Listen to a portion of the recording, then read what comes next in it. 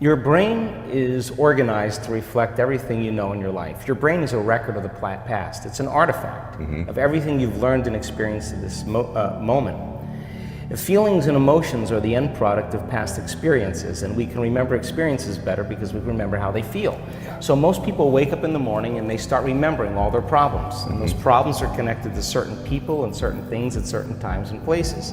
The moment they start thinking about those problems, they're thinking in the past. Those problems have an emotion associated with them, and the moment they start feeling those emotions, the body, as the unconscious mind, doesn't know the difference between an experience that's creating an emotion and the emotion the person's fabricating by thought alone. Now, thoughts are the language of the brain, and feelings are the language of the body. And how you think and how you feel creates your state of being. So most people's entire state of being, when they start their day, is already in the past. So you have a choice. The choice is you're either defined by a vision of the future or you're defined by the memories of the past. And when you decide to say, okay, I'm going to change, and you decide one thing, I'm not going to eat this food, I'm going to wake up earlier, I'm going to do something aerobic, I'm not going to have sugar after 6 o'clock, whatever it is, the person, whatever choice a person makes. The moment you make a choice to do something differently, and the hardest part about change is not making the same choices you did the day before. Get ready, because it's going to feel uncomfortable. It's going to feel unfamiliar. There's going to be some uncertainty and unpredictability, and that's the moment the game is on. Yes. So then most people, their body has been conditioned emotionally to be the mind. So now the body says, wow, I'd rather hang on to my guilt than take a chance and possibility. I'd rather live in fear than trust in the unknown. So once the person feels uncomfortable, the body goes, whoa, wait a second, we're out of the program here, and body starts influencing the mind. That's right. So it says, start tomorrow, you'll never change, you don't have the money to do this, you're not good enough, your mother told you were this, your father's fault, it's your ex's fault, you know, all of the voices that come up. Now here's the deal, if you respond to those voices, those same thoughts as if they're true, by the way, they're always going on behind the scenes of your awareness, but now they're amplified because you're outside your comfort zone. You believe in that thought.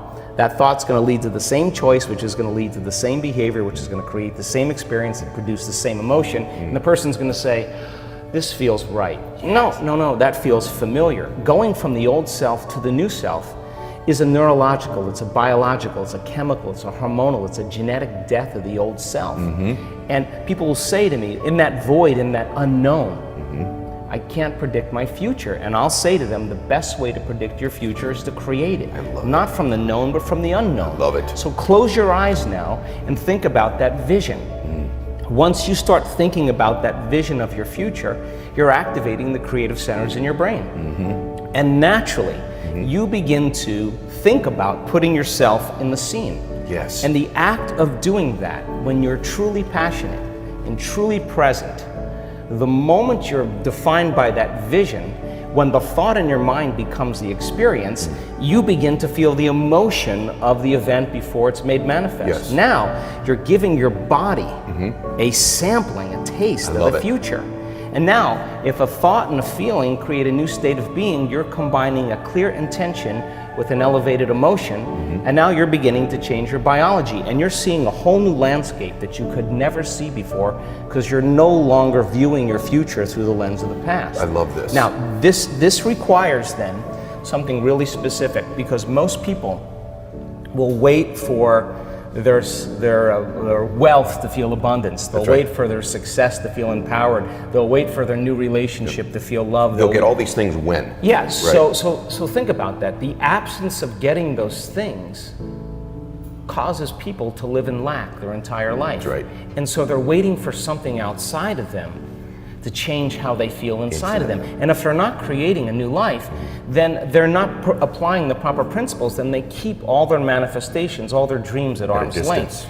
Well, think about this. If you get up feeling gratitude, if you get up feeling empowered, if you get up feeling whole, if you get up feeling unlimited, why would you worry about whether it was going to come or not? You would feel like it already happened.